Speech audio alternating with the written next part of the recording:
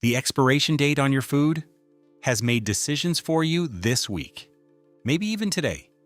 You opened your fridge, picked something up, looked at the date, and that was it. Decision made, no debate. But what if that number was never meant to make that decision in the first place? Think about the last time you grabbed milk, not in general, the last time. You open the fridge, you grab the carton, and almost automatically, you tilt it just enough to find the date. You don't smell it, you don't pour it, you don't even think about it. You just look for the number, and the second you see it, your brain makes a call. Keep it or toss it. No discussion. Just a quiet, automatic decision. And it's not just milk, eggs, bread, leftovers in a container that suddenly feels suspicious even though you don't remember why.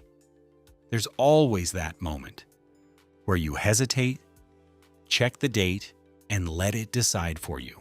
It feels responsible, like you're being careful, like you're doing the right thing. Because somewhere along the way you picked up a rule. The date tells you when it's no longer safe. No one formally taught you that.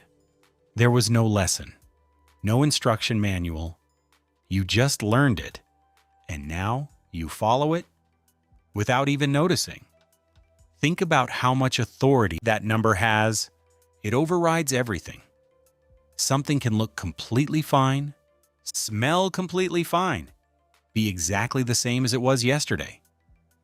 But if the date says it's done, that's it. You don't argue with it. You don't test it. You don't even stop to think about it. You just accept it, like it knows something you don't. But that's not how people used to think about food. For most of human history, there were no expiration dates, no printed timelines, no tiny stamped numbers deciding what was safe. If something went bad, you knew. Immediately. Milk didn't kind of go bad.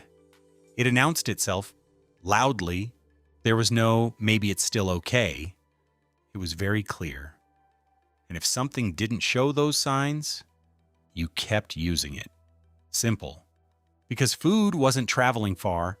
It wasn't sitting on shelves for weeks. It moved quickly from where it was made to where it was eaten. And most of the time, you knew exactly where it came from. So trust didn't come from a label. It came from proximity, from familiarity, from experience. But then that started to change. Food began traveling farther. Production scaled up. Packaging improved. Shelf life got longer. And with that, something subtle shifted. You weren't just eating food from nearby farms anymore. You were eating food from a system that stretched across cities, states, even countries. And that created a new problem. How do you get millions of people to trust something they didn't see being made? So the system did something smart. It added a signal. Something simple, something universal, something that looked official. A date, printed clearly right on the package, not primarily as a warning, but as reassurance. A way of saying this product meets a standard. But over time, that signal didn't stay so simple. And this is where things stop making sense. Because if you actually look at those labels, they don't all say the same thing. Best by, sell by, use by, they sound similar. Close enough that most people treat them the same. But here's something strange. Most people don't actually know what those mean. And somehow that doesn't stop us from trusting them completely. Even though if you look closer, they're not even saying the same thing. And part of the reason this gets so confusing is because those labels aren't interchangeable. They sound like they mean the same thing, but they don't. Take sell by. That one isn't really for you, it's for the store. It's basically saying, hey, this needs to move soon. It's about inventory, not safety. Then there's best buy. This one sounds important, but it's actually about quality. It's the manufacturer saying, this is when it tastes the way we intended. Not, this is when it becomes dangerous. And then there's use by, which sounds like the final warning. Like this is the one you really need to follow. But even that, in many cases, is still about peak quality, not a hard safety cutoff. So now you've got 3 different labels that sound almost identical, meaning different things. And somehow, we treat them all like they mean, don't eat this after this date. And once you realize that, the whole system starts to feel a little different. Because most expiration dates aren't about safety. They're mostly about quality, not danger. That's not what most people think. They're estimates.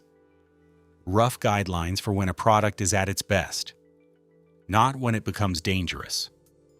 Meaning that number you've been using like a deadline isn't really a deadline. It's more like a suggestion. After that point, things might change. Taste, texture, freshness, but not necessarily safety. Which means you've probably thrown something away recently that was never actually unsafe. Think about how often that happens. Food that looks fine, smells fine, hasn't actually changed, but doesn't match the number. And once something feels unsafe, you don't take chances. So you don't question it. You don't pause. You just throw it away. Not because it's bad, but because it feels bad. Because the label made it feel that way. And that feeling doesn't seem like a big deal in the moment, but it adds up faster than you think. Not just one item. Not just once. Over time. You start doing it without thinking. A carton of milk, a half-full container of yogurt, leftovers you forgot about, and didn't fully trust anymore. Each one feels small, almost too small to question, easy to move past. But multiply that by weeks, months, years, and suddenly, you're not just throwing things away, you're throwing away food that never actually needed to be thrown away. And you're not the only one doing it. Everyone is. Quietly, individually, following the same habit. And the system keeps working exactly as intended. Not because it's forcing you to do anything, but because you trust it without even thinking about it. And once you see it, you start to notice it everywhere. That small moment, standing in your kitchen, holding something you were about to throw away. Not because anything changed, but because the number did. That hesitation, that quick check, that quiet decision, it feels small. But it's not random. It's a pattern. One you've repeated hundreds of times. Because over time, you weren't just using the system. You were being trained by it. Quietly, check the date. Trust the number. Don't risk it. Again and again. Until eventually, you stop questioning it altogether. It just feels correct. So the next time you open your fridge and your hand reaches for something and your eyes go straight to the date, pause for a second. Because that number might not be protecting you. It might just be guiding you in a way you never questioned. And once you notice it, it's hard to unsee it. Systems, rules, little decisions you've been following for years without ever really thinking about why. If you want to keep uncovering those, subscribe. Because a lot of what feels normal has a story behind it.